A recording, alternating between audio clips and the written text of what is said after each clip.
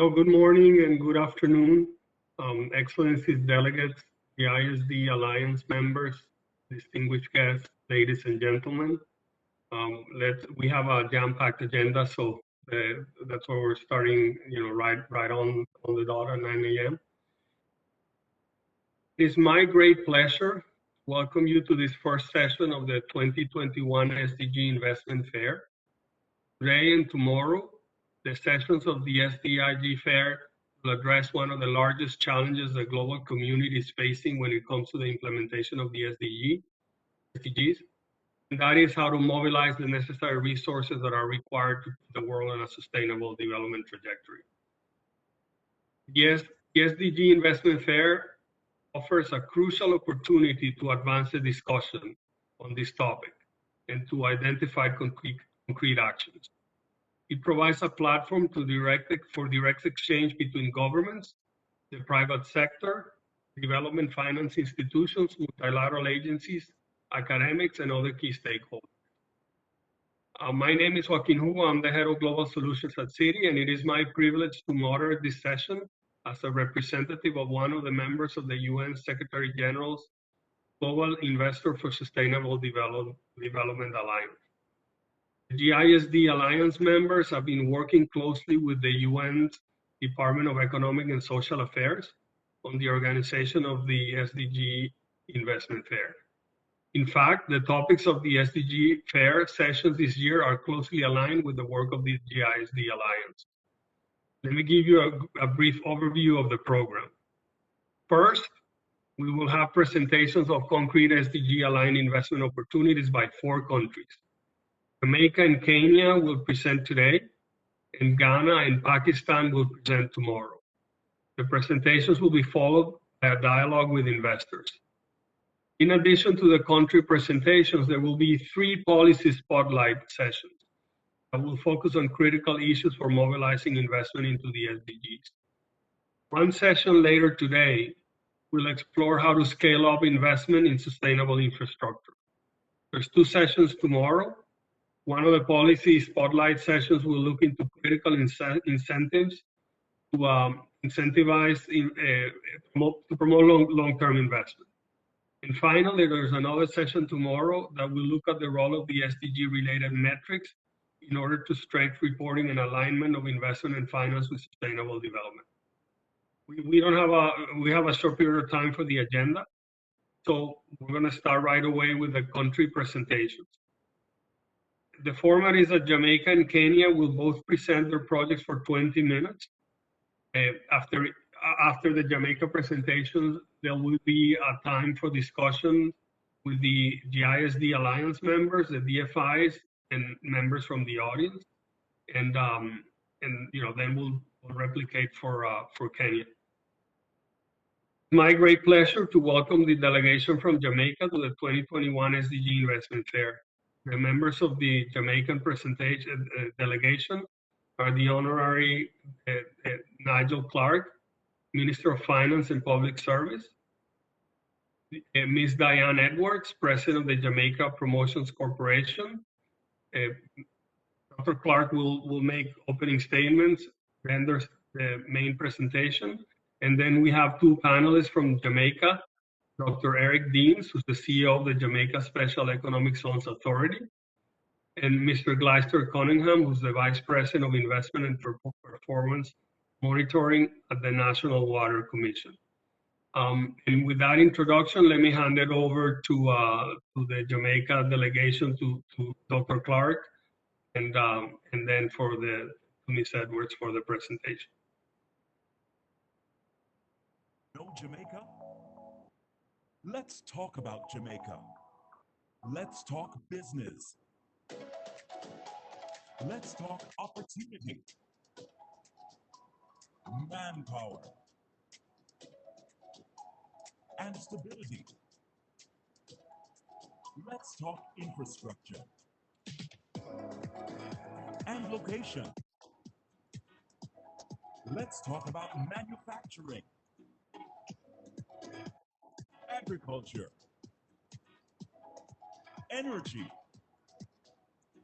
logistics, business process outsourcing,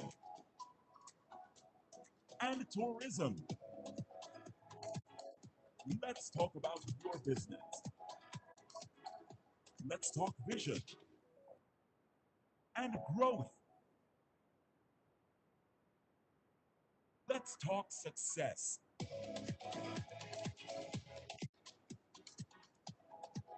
Now you know Jamaica. Enough talk. Let's do business. Do business Jamaica. Good morning. I'm not Dr. Nigel Clark, the Honorable Minister of Finance for Jamaica. I'm Dr. Wayne Henry, the Director General of the Planning Institute of Jamaica. Moderator, Mr. Joaquin Hugo, Head of Public Solutions, Citigroup, members of the Kenyan delegation, members of the Jamaican delegation, colleagues from the UN Resident Coordinator's Office and the Department of Economics and Social Affairs, investors and agencies on the call, ladies and gentlemen, good morning. I'm honored to represent the Government of Jamaica at the 2021 Sustainable Development Goals SDGs Investment Fair. For Jamaica, the implementation of the SDGs is a priority, as our National Development Plan, Vision 2030 Jamaica, is hinged on the principle of inclusive growth and sustainable development to leave no one behind. In the early stages of the SDG process, Jamaica recognized that the emerging agenda would require strengthened capacity for development financing and the production of quality data and statistics toward improved policy, planning, and accountability. The roadmap for SDG implementation in Jamaica in 2017 identifies Vision 2030 Jamaica as the framework for the implementation of the SDGs. The Vision 2030 Jamaica Medium-Term Socio-Economic Policy Framework, or MTF, shows the alignment of Jamaica's national development goals, public and other investments with the SDGs and targets. The roadmap also identifies the need to develop innovative financing mechanisms and proposes means of exploring new sources of domestic, international, and private financing. In keeping with this mandate, we are therefore pleased that Jamaica was invited to be a part of this year's staging of the SDGs Investment Fair to explore the theme COVID-19 and beyond, building forward by scaling long-term investment for sustainable development. Jamaica is an upper middle income country that continues to make strides in its economic development. In the year 2019, Jamaica marked its 7th consecutive year of economic growth, 8th consecutive year of growth in employment, 6th consecutive year of decline in the unemployment rate, 9th consecutive year of single-digit inflation, and the 6th consecutive fiscal year of a decline in the debt-to-GDP ratio. These gains evolved from decisive actions and firm commitment to fiscal discipline, strategic structural reform, and the pursuit of sustainable and inclusive economic growth. The successes from our economic reform program have facilitated the repositioning of Jamaica towards a new growth path, laid the foundation for the pursuit of economic independence, as well as provided critical buffers to contend with shocks such as the COVID-19 pandemic and the impacts of climate change. The Jamaican story is one of resilience. To the potential investors who are with us today, let me state clearly that Jamaica is open for business. The World Bank's Doing Business Report 2020 ranks Jamaica as the 6th easiest place to start a business, the 12th easiest for getting credit, and the best Caribbean country for doing business. The COVID-19 pandemic has disrupted the economy and stymied growth in key sectors and has required Jamaica, like the rest of the global community, to balance public health and economic survivability. Nationally, Jamaica responded to the pandemic in the first instance through a $20 billion Jamaican dollar, that's US $138 million COVID-19 allocation of resources for employees or CARE program, the largest social program in Jamaica's history.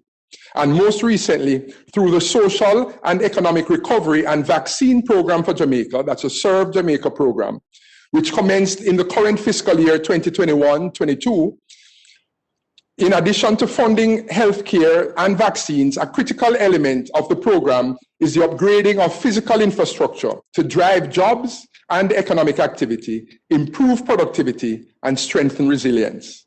The Jamaican economy is expected to return to growth as early as the current quarter, April to June 2021. As Jamaica explores opportunities to close the SDG investment gap, we welcome the opportunity afforded by this fair and look forward to feedback on the portfolio presented today. In the words of our Prime Minister, Andrew Holness, now is the time to invest. Now is the time to imagine a new landscape and get it done, because we know that we will either overcome the pandemic and put it behind us, or we will learn to live with it. Jamaica is open for business. Thank you.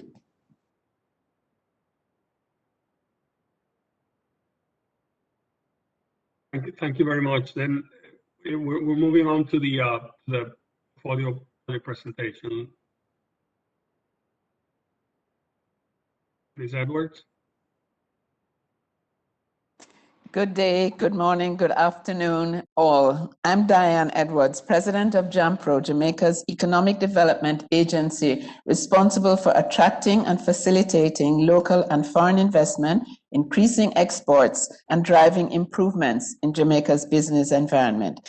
First, let me say a very warm welcome to those joining us from around the globe for this country presentation on Jamaica at the SDG Investment Fair. Particular welcome to our friends and colleagues from Kenya who are sharing this session with us, and a special thanks to the organizers for inviting us to participate. It's a real pleasure to address you, particularly because the SDG goals are firmly embedded in our guiding development plan, Vision 2030, a bipartisan agenda whose bold vision foresees Jamaica becoming a developed country in 9 years' time. Those who know Jamaica's reputation for speed on the international stage and our successful history navigating a rigorous IMF agreement know what we as a nation can achieve when we put our minds to it. Today, in 15 short minutes, I will build on the remarks of our Director General to provide a quick overview of Jamaica's business environment and to present 3 key projects which we think will really excite our audience as to the potential for investment in Jamaica. Jamaica's investment regime is open, transparent, and liberal. We have no foreign exchange controls, no restrictions on foreign ownership of assets, and no restriction on repatriation of profit. We are in the process of developing a national investment policy and a national business portal, which will allow investors seamless interface with the government of Jamaica and obtaining approvals of your projects online. I would also like to remark that the Jamaica Stock Exchange has been the top performing stock market globally in 2015 and 2018, that we have 12 double taxation treaties with various countries, that the IMF economic growth forecast for Jamaica is actually 1.5% for 2021 and 5.7% in 2022, expected to outperform the regional average of 3.1%. And we're very pleased to hear that Fitch in March 2021 affirmed our B+ rating and kept our outlook from positive to stable. And lastly, but not at all least, Jamaica is ranked 4th in Latin America and the Caribbean for its PPP program. Our PPP and privatization program has really been a stellar success of our investment attraction program. We have a specialized agency, a specialized unit within the Development Bank of Jamaica that oversees PPPs, identifies projects, supports the line ministries to make business cases, and then turns it over to Cabinet for approval of projects. Through this system, we have completed 5 major PPP transactions: the Norman Manley International Airport, the Sangster International Airport, the Kingston Container Terminal at the Port of Kingston, now the most modern port in the Caribbean, the North-South Highway and Highway 2000, which runs east to west. We have completed 25 privatizations between 2009 and 2020 across various sectors, and this has generated over 1.7 billion in PPP and privatizations transactions completed. So turning to investment projects, I really want to speak about 3 of our 5 investment projects which are in the portfolio today. We've selected these projects because they are exciting and they're actually ready for market. So in your portfolio, you will see that there are 2 additional projects to the 3 I'm presenting this morning. Soapberry Wastewater Treatment Plant, which is going to be an expansion of the major wastewater treatment plant for Kingston, and the JFEL Agriculture Project, which is an integrated project from farming to warehousing to processing of produce for the international and local markets. So moving into our first project, the Caymanas Special Economic Zone. This is a project which corresponds to, as you can see, 5 of the SDG goals. The project sponsor is the Jamaica Special Economic Zone Authority, whose CEO is with us this morning. This is the authority that regulates the development of SEZs in Jamaica. There are actually 131 entities now operating under the SEZ regulations, accounting for investment of $1 billion. This project is going to be the flagship of a new generation of SEZs, high-tech, purpose-built, environmentally friendly, and offering high-quality jobs in a landscaped industrial and commercial development with globally competitive tax incentives and quick access to the Port of Kingston. The project plan boasts an upscale mixed-use urban center, including light industrial logistics and distribution, and adjacent to commercial, residential, educational, health, and recreational facilities. The project area covers 236 hectares. In terms of the financing and operating structure, the project cost is estimated at $190.6 million. The modality is a PPP with a master concession up to 50 years. This is negotiable under the build, operate, and transfer modality. You can see there that the development IRR, the project IRR are pretty favorable, and that the project NPV of 31 million US is actually a very attractive proposition. The social impact of this project is quite extensive, including quality jobs, transfer of knowledge and technology to the local population, contributing to economic welfare, and to the national outcome 9, which is strong economic infrastructure. This is the project area you can see on the map that is between Kingston on the east and Portmore, which is a dormitory city of 350,000 people to the west. It also is contiguous with the Soapberry Wastewater Treatment Plant. The legal structure for this project concentrates on an SPV with a PPP master concession. That SPV is intended to attract investment from private entities and will then have a construction agreement to build, operate, and then eventually transfer this, the SEZ, the Caymanas Special Economic Zone. So this is an extremely attractive project, which we commend to you. The timelines are actually already engaged, the finalization of the business case by June 21 this year, and then market engagement for 4.5 months. We will then hire a transaction advisor and structure the project for the following 5 months, getting cabinet approvals, and then launching a bid process by January 2022. And 15 months of transaction time should actually take us to financial close by July 22. So moving on rapidly to the next project, Northern Parish's non-revenue water project. This is sponsored by our National Water Commission, which is a government agency responsible for providing water to residential and commercial customers across the island. Challenges with the system means that they are facing some 72% of revenue losses due to challenges with the system, non-revenue water system. So what the project plans to do is to reduce these losses from 72% to an economic target of 30% by 2026. The project therefore corresponds to the SDG Goal 6, Clean Water and Sanitation. Cooperation envisaged is a performance-based contract to include installation of technologically friendly digital performance measurement systems and instruments. And then there will be a payment structure and compensation to the specialist contractor that is linked to the reduction of non-revenue water based on targets, preset targets. The financing and operational structure, this is a $42 million project, performance-based contract to rehabilitate, build, operate, and finance.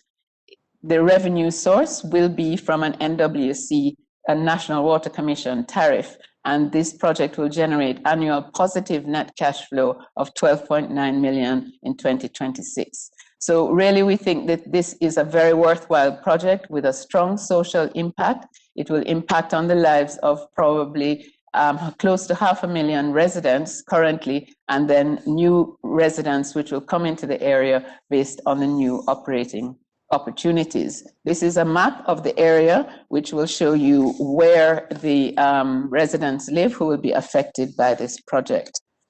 The possible legal structure for the project is through a special purpose vehicle created by the National Water Commission with private financiers who will come in as specialist contractors to the project. This is a performance-based contract, again, to rehabilitate, build, operate, and finance. And the timetable for this project, 2 phases have already been completed, so there is a full business case which can be consulted. We have investor pre-qualification by December 2021, and then eventually contract signing is projected for May 2022, financial closure by November 2022, and completing of construction by 2027. I move on to a purely private sector project, Bamboo Bioproducts Project. This project is a totally new venture sponsored by British and Jamaican principals aligned with 4 SDG goals. The project utilizes locally grown bamboo, Bamboo vulgaris, through a diverse sourcing structure of company-owned lands and managed bamboo farms across the island. This bamboo will be stored and processed in a processing plant into conventional air-dried and fluffy pulp, which are used in a variety of products, including tissue paper, paper towels, diapers, and PPE masks. The direct impact will be 300 jobs, immediate jobs. Also, the project will have an impact on the environment because bamboo forests are known for carbon sequestration, excess oxygen production, and soil enrichment through water storage and composting from fallen leaves. This is a $254 million project in terms of construction of the mill. It is looking at a total debt of $209 million, of which they are seeking $30 million, an $89 million contribution in equity, of which they are seeking $40 million, and is expected to generate revenue of $1.5 billion over 10 years, with a net profit margin of 35%. Obviously, the social impact of this project will be very strong. Technology transfer and improving revenue to small farmers. The audience should be aware that Jamaica is in a conversion process from the sugar industry, which is declining. So this will give a real opportunity to small farmers to participate. And this will improve the rural economy and support National Outcome 12, which is to create internationally competitive industry structures and new manufacturing technologies. This is what the plant layout looks like. And the manufacturing process from pulp from bamboo is expected to produce residual waste products, which can also be used in production of various products. The bamboo twigs and branches can be used for small products, such as straws, stirrers, pens, and other bamboo products. The waste sludge can be used for cement production or road filling materials. The waste also has potential for biofuel pellets from the bamboo biomass. And this will really revolutionize Jamaica's value chain in agriculture and manufacturing. This is a simple project, really a private sector project interested in attracting various investing entities. Most of the equity and the debt have been, as we saw from the previous slide, have been secured, and they are looking for new partners for this project. Timetable, very simple. They conduct the environmental and social impact statement in 2021, that's this year, then conclude the offtake contracts, which I know are have already been expressed, start up the mill and performance test for market commercialization by 2023. And that, ladies and gentlemen, is our presentation of 3 of the most exciting projects that we have in the Jamaican market now. There are also 2 other projects in your portfolio, and we're happy to answer questions on all of them. So thank you very much for listening. Really, I'm pleased to be here and to be able to now join the panel discussion and to answer all of your questions. Thank you. Thank you so much, Ms. Edwards. So just a reminder, there's a Q&A field on the on your WebEx.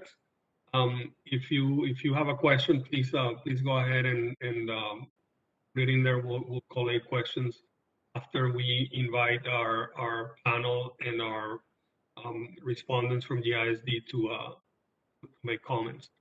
So in terms of the sequence, from the Jamaican government panelists, anything you want to add before we go to questions and into comments by GISD?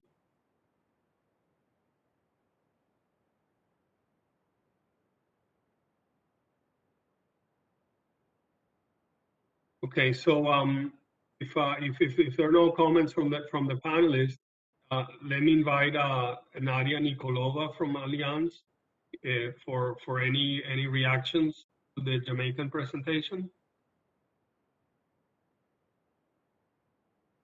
Good morning and afternoon, everyone. I hope you can hear me loud and clear. Thank you for having me here. Wonderful presentation, and great to hear that we've seen investment projects in excess of 500 million, something that I think we as investors tend to be skeptical about of bankable investable projects.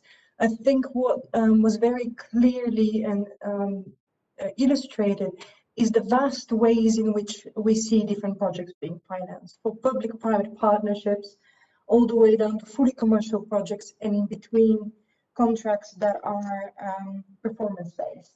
I think that allows different pockets of capital and investors to seek different risk-return profiles, not just on the debt and equity side, but taking more government risk, all the way down to user fees, all the way to pure commercial contracts. I think that illustrates a wonderful capacity of the Jamaican government to approach different pockets of capital. We have seen alignment of SDGs across. I think what we are seeing from an investor perspective is a significant change in regulation. So one step further to think is how are not only the intention on the SDGs and the mapping day one, but also how are these projects over time going to report on the various SDG aligned factors, whether that's number of people employed over time, not just the intent to do so. What was the organizations that were served, percentage of female suppliers in certain of those contracts, all of these things depending on the project. Additional data would also need to be monitored over time and shared with investors. But so far, really great to see the evaluation of projects come through. Thank you. Joaquin, I don't know if you can hear me.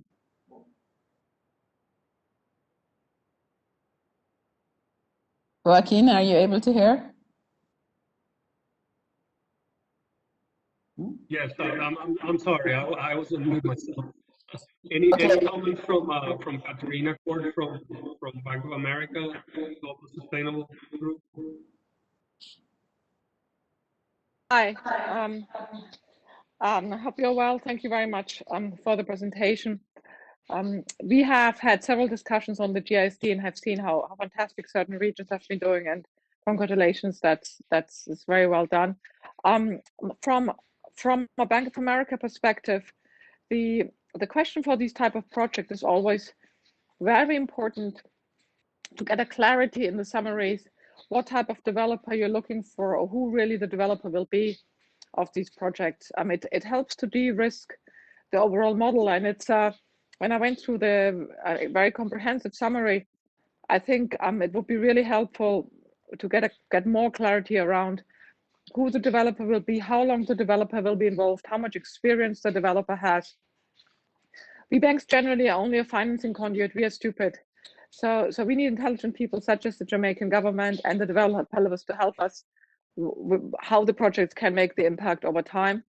I also thank very much Allianz comment that we need to be able to monitor on an ongoing basis the UN SDGs in order to satisfy our investor demand. So that really, for me, it's what developers did you have in mind, or where do I kind of get a better understanding on the experience of these developers? Thank you.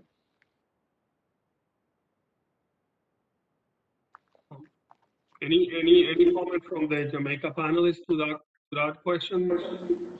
Yes, I would like to comment, Joaquin. Thank you, and thanks to your partners from Allianz and Bank of America for those questions.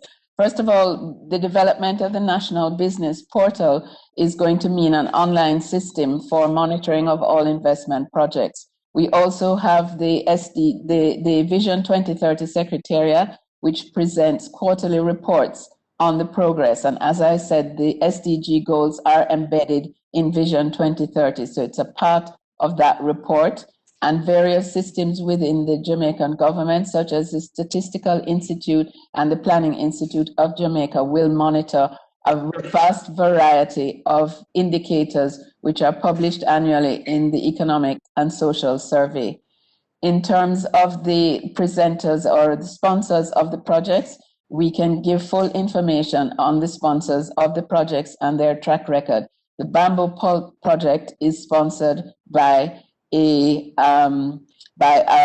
pulp manufacturer who has a long track record in the field, and we can provide information on that. It's just that in the 15 minutes, it wasn't easy to cram all the information into that. I'd also like to comment on the Cayman Special Economic Zone and the developers that we have identified. We have done some market soundings over the last year, and we have identified some really large-scale developers of special economic zones across the world, from the US, from Japan, from the Middle East, and from Europe. These investors are very eager to get into the project. We have seen with COVID-19 and with the recent Suez Canal incident that when you have long supply chains, these can be disrupted. So you have companies who are looking to have nearshore locations in the Americas to locate their entities. So we're seeing a lot of interest, both from the developers and from potential companies who will operate within the special economic zone. But again, a follow-up on that. I don't like her. Can Jamaica and as a supplement to Panama Canal operations? Is that something that would be of the economic zone? I didn't hear your question properly, Joaquin. Can you repeat? You're breaking up. So I mean, to what extent can Jamaica become a logistic in the region that kind of complements the operations of the Panama Canal? Is that part of the investment thesis that you're pitching to the investors? Okay, I think your question was, how does the Panama Canal complement our location? The Panama Canal accounts for about 5% of world trade. And it is said that if a ship is coming through the Panama Canal, if the captain falls asleep, he will run into Jamaica. Exactly. Jamaica is on the direct route. And with Jamaica centrally located in the Americas, we have the ability to access a market of 800 million persons in the Americas. This is part of the strategic attraction of Jamaica that being close to the Panama Canal offers. Great. And I would have a question for the National Water Commission Vice President. I mean, the two projects, right? The water treatment plant and the recovery of water in the north. Given that individually they're not as big, is there any chance that in order to attract mass and economies of scale that could be actually did jointly, or kind of like commingled? That could be explored. The two projects, where there is water supply, there is sewage. The northern projects are in a completely different location in this case, but we are seeking to expand that project to the entire island. Concurrent with that, though, we are also doing non-revenue water projects in Kingston and in St. Catherine at the moment. And there are plans to expand that. So if there was an opportunity to combine the two, we would be very interested, yes. Just a reminder to the audience, if you want to ask questions, please go ahead and put them there, down there at the bottom right of your screens.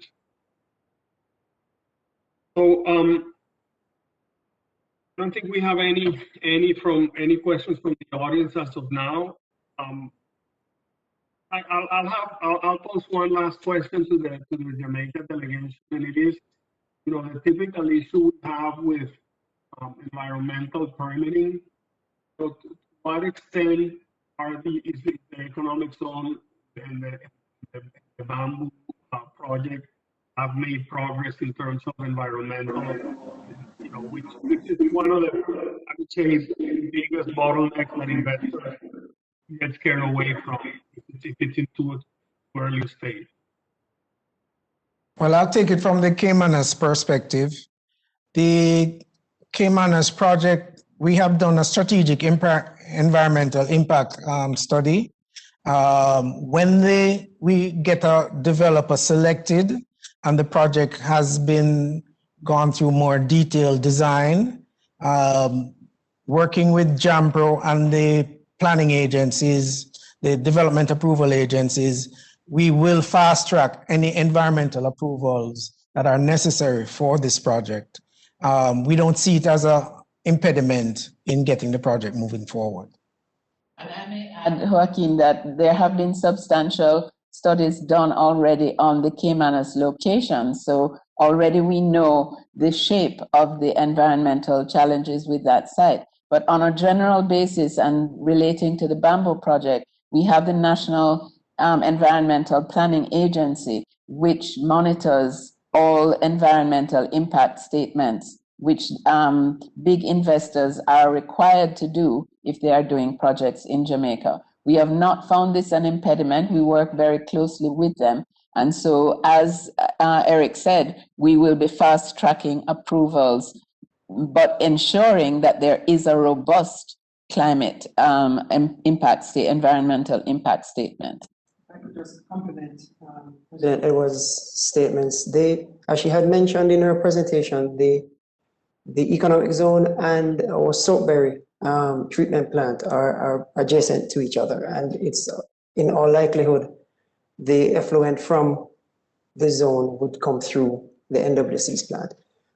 Our business case, which is the next stage of preparation of that project, also includes an environmental impact assessment. It will be a complementary one to the one done for the economic zone. Those two projects, as I said, are very, very closely linked. That's great to hear. That there'll be some fast tracking. Once you join the investors with the projects in the process. That's great to hear. So we're out of time. Basically, any closing remarks from the Jamaican government before we move on? Well, I would just like to reiterate what the Director General said in his presentation, that Jamaica is open for business. We're very welcoming of foreign investment. We think we have some extremely exciting projects coming on stream now, and we really welcome the interest of the audience in contacting any one of the associations and agencies here represented or JAMPRO to further your business interest. Thank you so much, and just want to remind the audience that This is intended to be like a kickoff in terms of the analysis of these projects. And these projects are going to be posted in the SDG Investor platform, which is being developed by the UNDP and supported by the GISD Alliance. So there's going to be more detail there. And obviously, as Ms.